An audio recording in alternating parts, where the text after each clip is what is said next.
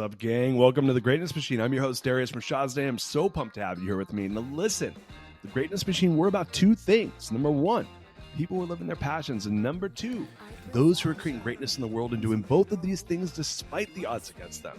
Each episode, we're going to feature interviews with game changers, business leaders, telling us their origin stories, what made them tick, what got them to where they are now.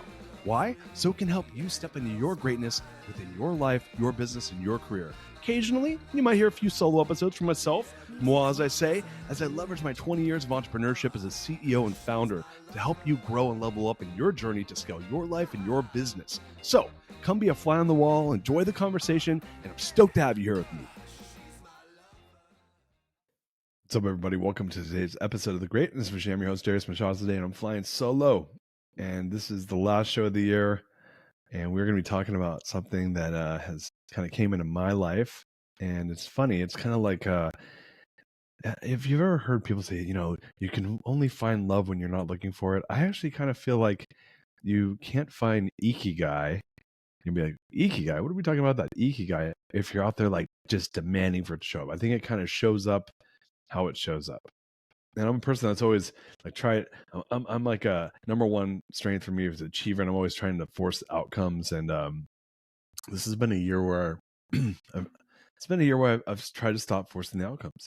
So I want you to ask yourself a question: is like, what is your motivating force? What's something that gives you a sense of purpose and a reason for living? And for me, I think I kind of swirled around this subject because there's certain things I do that make me feel great, but by themselves don't do much for me. And I'm going to tell you the biggest one for me that is just making money, like going out and doing things just for the act of making money. Like I feel good when I do it, but I don't feel a lot of purpose.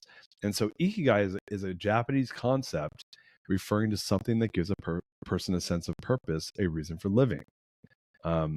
More generally, it refers to something that brings pleasure or fulfillment. But a reason for living is a big deal. And there's a lot of quotes out there around, find your passion and you'll never work another day in your life. And I've heard other quotes where it's like, you should not be passionate about your work. Don't make that the qualifier because you might do things that don't bring you fulfillment, right? You might don't try to force the passion. And so there's a lot for every, look, there's a million self-help books out there that claim everything and then contradict you in one book from the next. But, when we go to this idea of Ikigai, right, a motivating force, something or someone that gives a person a sense of purpose or a reason for living. And, as many of you know, I left my business 4 years ago in November and kind of went out. I called it going into the abyss, and I tried a lot of different things. I launched my book, launched this podcast. I started advising CEOs, started a mastermind. I launched Scale Map. And this recent year, I launched a private equity company. What I didn't tell you was that what led me to each piece of that. And I will say I started off the book with just being kind of lost, right? I was 41 years old. I didn't know what the hell I was doing with myself. I just left a really big opportunity that I built. I built TMS with my partners to being a big company, and I didn't know what I want to do with myself. I knew I didn't want to do that anymore. And then COVID hit and I was stuck in my house. I did a book launch, and part of the book launch was I started a live stream, which became this podcast. But if anyone that does podcasting or books knows that those in of themselves those are not, some people are great at these and they make a lot of money at them. I'm just maybe not one of those people. And it's not going to probably make me the type of money that's going to make me feel fulfilled. Maybe in the long run, who knows, we'll see, but it hasn't yet. And I've been doing this for a couple of years now, and it sure as heck didn't when I started. So yeah, like that didn't do it for me. So I then kind of haphazardly got into advising CEOs. I got really into that, but knew really quickly that it lacked one element that was really important for me, which was this idea of building enterprise value. A lot of people build personal brands and that's their enterprise value. For me, it just didn't feel the same. I had built a big enterprise before. I knew what that felt like. I liked certain parts of that a lot. I developed a lot of skill sets around doing that and enjoyed it and loved the process, and I was obsessed with it. And then to leave that left a huge void. And I kept trying to fill it with all these different things. And I'd read, not this past year in 2023, but in 2022, I started reading a lot. Former guest on the show, good friend of mine, Eddie Perez, got me into reading. And one of the first books I read was Ikigai, and it was talking about really, finding your passion and purpose. And, when you look at these Ikigai charts, if you can Google Ikigai, Ikigai, it's where love, mission, and passion all come together. There's ideas around what's your profession, vocations, like what do you love and what will people pay you for when they come together as your Ikigai. And, I think especially if you're like myself, where like I would say I have a talent for business. I've built it over many years. I've honed that talent, and so there's a lot of things I can do to generate revenue, and people will pay me to do a lot of different things, which makes this even harder. Some people are like, oh, people won't pay me to do anything. Well, the your Ikigai may be a little easier to find, but when people pay you to do a lot of different stuff, and look, anyone that's listening to the show is probably a pretty talented person. There's probably a lot of people willing to pay you to do a lot of different things. So when you have a lot of options, sometimes it's hard to figure out, well, where am I going to be passionate, and where can I like create commercial value or value in the world that I feel satisfied by? Maybe it's not money, maybe it's just change in the world that you're trying to create and that you feel passionate about. And money is not important to you. For me, it just happens to be that's a needle that has to move. And I was working with a former guest on the show who was my coach, Dr. Jeff Spencer. We started like kind of assessing, this is work we did 3 years ago. Right when I kind of was coming out of the exit, and I started thinking. I said, I'm really like I'm like a 40% artist, 60% CEO. Like I have to be creative, which is again one of the reasons I like doing the show. But I have to have that commercial like taste. I got to go build something. I got to, I like to play big. I like to raise money. I like to, go and have sophisticated conversations. I like to, today I ripped through a 96-page operating agreement with my attorney that we were ruddling. I like that process. I enjoyed it. Some of you might have just heard me say that and you threw up in your mouth. I loved it.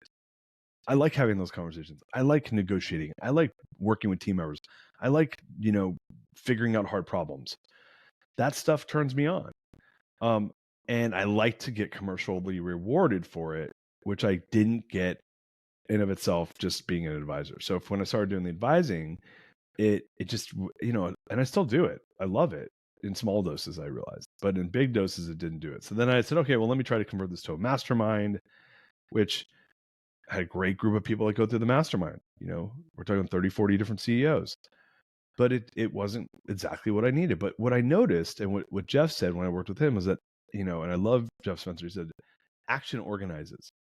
So each of those steps I just named, and we're talking about 4 or 5 different steps, from leaving my business to starting the book launch, to doing the podcast, to starting to coach, to doing the mastermind, to starting private equity. I mean, these are 6 different iterations in 4 years. It led me to where I'm at right now. And one of the things I noticed is when I did end up doing what I'm doing right now, it felt right. It had all the right elements. It had all the right ingredients. And I've been working like crazy. Like I sleep right now. I don't know. I mean, right now it's 11 o'clock at night when I'm shooting this. I got to be up at 4 o'clock in the morning. I'm sleeping for 5, 6 hours a day right now, which for me is not enough. 8's the right number. And I'm not tired throughout the day. I'm energized. And I was having a drink with my good friend, Chris Taylor, this afternoon. And we were talking about the good stress, right? And I'm in that moment right now where I'm having that good stress. So I want you to think about yourself and like, what is it that when you have that good stress, what is, because I didn't have the language. He said it to me today, and I didn't have the language to realize the good stress, in my opinion, is where that Ikigai is for some folks, for people like me that like to be in those like intense environments, like it thrives in that intense. Now, some of you might be like, hey, I don't like the good stress, right? That's too much. I want to chill. And if that's you, you're probably not listening to this show. But me, I like the good stress. I enjoy it. And I hadn't had the good stress for a while, 5 years probably, really. And here I am having it. And I was like, oh shit, that's Ikigai. It's that good stress. It's what Ray Dalio talks about when he says struggling well. So I want you to start thinking to yourself, where do I have that good stress? Where do I struggle well? Where are the things where that passion and purpose and my belief all come together, where I'm being paid for it, where I'm stressing out, but it's a good stress and I'm building and I'm feeling purposeful in what I'm doing? Because I do believe that good stress is a really interesting indicator that you're in that Ikigai. And it's a moment, literally, it's something I just realized this evening as I was, just kind of like working through, what do I want to talk about on the show? And I was talking about this idea of finding your Ikigai too when I was teaching at UT. So that's actually what kind of prompted the subject. but it's really having that good stress tells you you're there, because again, it's having that passion and purpose and creating results and being paid for it, for me at least, is important. And that's where I know, hey, I'm good at this. I'm professional. It's my vocation. It's what the world needs. I know I'm creating value. I'm feeling that good stress. I'm here. So in 2024, I wish for you to find that good stress, find your Ikigai. Again, what is that motivating for? Something or someone that gives a person a sense of purpose or reason for living. And for me, I'm here right now. I'm finding it. I'm living it. I'm loving it. And I wish for you the same. With that said, make it an amazing 2024. You're going to hear this episode right before the new year. So I wish you and your loved ones a happy 2024 and to finding more Ikigai and that good stress. Peace out, everybody. We love you.